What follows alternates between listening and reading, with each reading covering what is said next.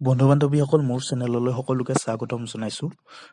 বন্ধু-বান্ধৱীসকল কৃষি বিভাগৰ ফালৰ পৰা নতুন নিযুক্তি 2023 চনৰ অফিচিয়েল নটিফিকেশ্যন এখন জাৰি কৰি দিয়া হৈছে।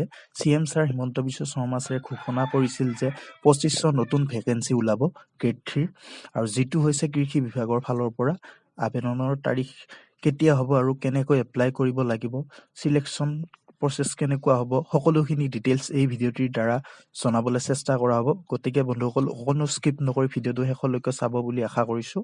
আৰু বন্ধু-বান্ধৱীসকল ভিডিঅ'টো ষ্টাৰ্ট কৰাৰ আগতে এটা কথা কৈ লওঁ যে বন্ধু-বান্ধৱীসকল মোৰ চেনেললৈ যদি নতুনকৈ আছে প্লিজ ছাবস্ক্ৰাইব কৰি ল'ব বুলি আশা কৰিছোঁ। ধন্যবাদ বন্ধু-বান্ধৱীসকল। আপোনালোকে দেখিছে যে ইয়াতে মেনশ্যন কৰা আছে যে আছাম এগ্ৰিকালচাৰ ৰিক্ৰুইটমেণ্ট এপ্লাই নাও 2500 AEA ভেকেঞ্চিজ। বন্ধুসকল সকলোখিনি ডিটেইলছ এই ভিডিঅ'টোৰ জৰিয়তে জনাবলৈ চেষ্টা কৰিম। গতিকে বন্ধুসকল অকণো স্কিপ নকৰি ভিডিঅ'টো শেষলৈকে চাব। The Assam Agriculture Department is said to soon release notification regarding the recruitment of 2,500 agriculture extension assistants AEA grade 3 vacancies in 2023. Candidates who are interested are advised to carefully read the latest job notification from the Assam Agriculture Department from 2023 before submitting their application.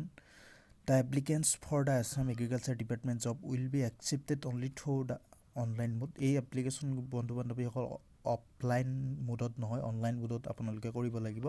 আৰু Assam agriculture department vacancy details, এই পষ্টৰ ডিটেইলছটো বন্ধু-বান্ধৱীসকল department হৈছে Assam agriculture department, name of vacancy agriculture extension assistants অৰ্থাৎ AEA।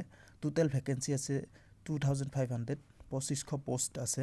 Apply start হ'ব July first উইকত। এইটো টেণ্টেটিভ ডেট হয় বন্ধু-বান্ধৱীসকল, জুলাই ফাৰ্ষ্ট উইকতে হোৱা কথা আছিল কিন্তু নহ'ল। এইটো বন্ধু-বান্ধৱীসকল জুলাই লাষ্ট উইকৰ পৰা আগষ্ট মাহৰ ফাৰ্ষ্ট উইকলৈ হয়তো হোৱাৰ চান্স আছে। আৰু বন্ধু-বান্ধৱীসকল এইটোত আপোনালোক কোৱালিফিকেশ্যন লাগিব, আপোনালোক 10+2 পাছ কৰিলে হ'ব, আৰ্টছ ছায়েন্স কমাৰ্চ যিকোনো এটাৰ পৰা পাছ কৰিলেই হ'ব। আৰু বন্ধু-বান্ধৱীসকল ইয়াতে এজ ৰিলেক্সেশ্যনো দিয়া আছে বন্ধু-বান্ধৱীসকল। URৰ কাৰণে আছে 18 to 40 ইয়াৰ্ছ, তাৰপিছত SCৰ কাৰণে আছে 18 to 45 ইয়াৰ্ছ, STৰ কাৰণে আছে 18 to 45, OBCৰ কাৰণে 18 to 43, তাৰপিছত PWD কেণ্ডিডেটছৰ কাৰণে আছে 80 to 50 ইয়াৰ্ছ। আৰু এইটোত এপ্লাই কেনেকৈ কৰে এই ষ্টেপ বাই ষ্টেপ ইয়াতে দিয়া আছে, আপোনালোকে এইখিনি পঢ়ি চালে আপোনালোকে গম পাব। আৰু বন্ধু-বান্ধৱীসকল এতিয়ালৈকে এইটোৰ অফিচিয়েল নটিফিকেশ্যন আগবঢ়োৱা নাই। যেতিয়া অফিচিয়েল নটিফিকেশ্যন আগবঢ়াব তেতিয়ালৈকে মই আপোনালোকক এই ভিডিঅ'ৰ দ্বাৰা জনাবলৈ চেষ্টা কৰিম।